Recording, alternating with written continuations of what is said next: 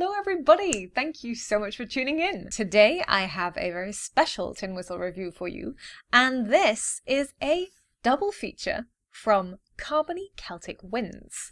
I have two whistles to show you today. One is a Carbony High D and one is a Carbony B flat. They've also sent a little booklet here showing all their other instruments. We've got whistles, flutes, a selection of different pipes, didgeridoos, bagpipes. Amazing. So do check out the website, which I will link in the description below, and see all the other instruments they make as well. Also, that came with the whistles, we do have little cards here, and it gives you some information. So it says, high whistles feature a thin wall tapered design with close finger spacing for rapid passage articulation and volume balance in all three registers. Just use the fingering chart on the back of this card to get started. And it shows you all the notes that can be played on the D high whistle. So I'm going to start by showing you the D. As you can see, they come in these nice little bags, which is really great for keeping and carrying. There's no sort of protection against hits or blows, obviously, but yeah, great for keeping track of your whistles. The whistle itself is absolutely beautiful. Starting at the bottom, you can see that the body of the whistle has this inbuilt pattern in the material. The bore on the high D whistle is tapered, which means it's wider at the top and slightly narrower at the bottom. Unlike Clark tin whistles, which are also tapered, there is no seam along the back or along the inside of this whistle. So it is just a tapered bore, but without the seam. The holes themselves are actually quite small. They're close together, they're nicely spaced, and they're very smooth on the front, which makes for really easy ornaments and transitions, which I really like. Moving up the whistle, you can see the mouthpiece here has the Carbony Celtic Winds logo on the front, and the fipple, or sort of head itself, is made from this beautiful wood effect finish. The mouthpiece itself is actually really comfortable in the mouth in comparison to quite a few other whistles I've tried. So yeah, generally a very big fan of that. The whole mouthpiece is removable, as you can see. It's just a case of greasing a little bit here when you reapply, just to keep this area moist and just to give you that added maneuverability when you play your whistles. This is obviously also useful for tuning if you find that you're a little bit sharp or a little bit flat in comparison to other whistles you're playing with. You can adjust the position of the mouthpiece here and you're ready to go. One thing that hit me initially when these arrived was the fact that they are ridiculously lightweight. Probably the lightest whistle I own. It really feels like you have nothing in your hand. In comparison, the head itself obviously is a little heavier than the body of the whistle. But yeah, generally ridiculously light. Quite a thin bore, as mentioned in the description on the card, but it still feels really solid and not delicate in any way. It doesn't feel like you're going to break this whistle. So let's hear how it sounds on some scales.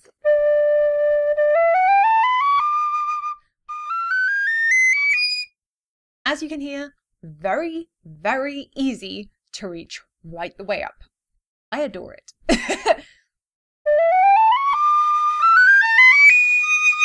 Hardly requires any real back pressure, no real breath requirements, and that means that you can play this whistle for really long periods of time without needing to gasp for air, because you really aren't using any air in the whistle to make these noises.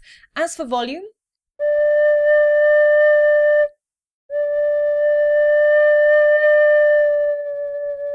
you've got a decent range on the low notes. They're not particularly loud, but at the same time they're not overly quiet. I definitely have whistles with quieter low notes.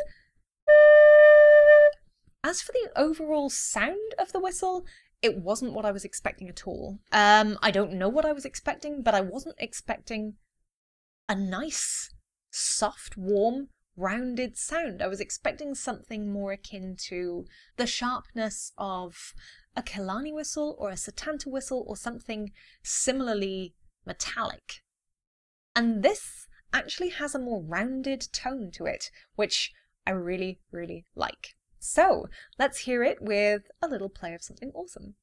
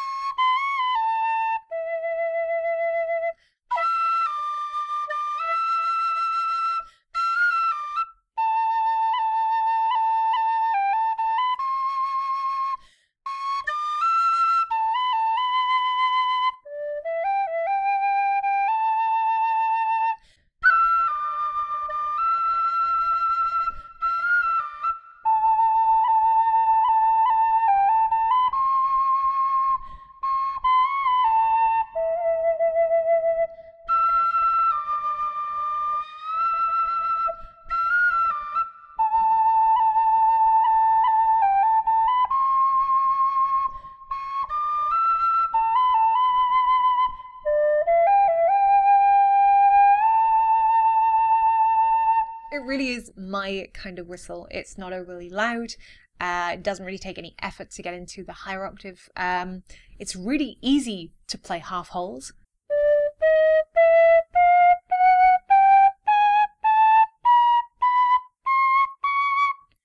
It's got a good bit of strength on the cross-fingering notes.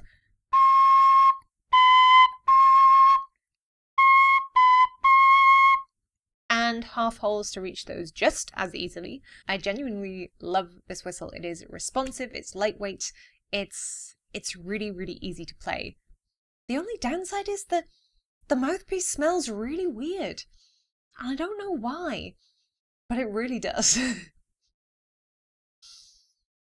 Probably shouldn't sniff it. Moving on, we have a second whistle, which Carbony Celtic Winds consider a low whistle. It is very, very different. This is the ginormous B flat whistle. Now, in comparison to the D, you can see the size difference. The D is on top, tiny. The B flat is underneath, and it is huge in comparison. In fact, as a comparison, lengthwise, it is pretty much the same length as my Susato B flat, but bore size, it is considerably larger, wider, thicker. Yeah. Everything about it just makes it feel like a low whistle as opposed to a mid-range or high whistle. Now, starting from the top of this whistle, you can see that the mouthpiece is the same as the D whistle. Also got this nice molded mouthpiece, but this particular mouthpiece is a different color to the D. The D has this redwood coloring, and the B flat has a more ash tone coloring to it. The blade, again, is nice and sharp and neat. We've got a logo here, and this top is also removable. Again, you will need to grease this if you do intend to remove it, or use it for tuning purposes. Moving down the body, you'll see we do have a similar pattern. The holes themselves are actually quite small on this whistle, bar the fifth hole, which is usually the largest on these types of whistles anyway. As we move down, you'll notice that the end of the whistle isn't actually flat. It is actually tapered on an angle. I've never seen this before on a whistle, and I really, really like it. The bore itself, as you can see, is pretty thick. It's pretty wide, it's pretty large. The whistle is still really lightweight. It's slightly heavier than the plastic Susato B flat, but it is literally just slightly heavier. So that is, even in this thickness of bore, that is how lightweight this whistle is. According to the card for this one, again, it came with a card that tells you all the notes that you're able to play on this whistle, which is very cool. It says, low whistles feature a thick wall tapered design, giving closer finger spacing for rapid passage articulation and volume balance in all registers, as we've just heard. Just use the fingering chart on the back of this card to get started.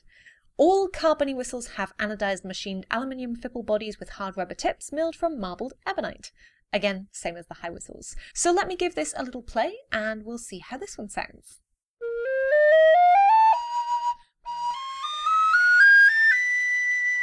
We can reach those high notes very, very easily, which again, I really, really like.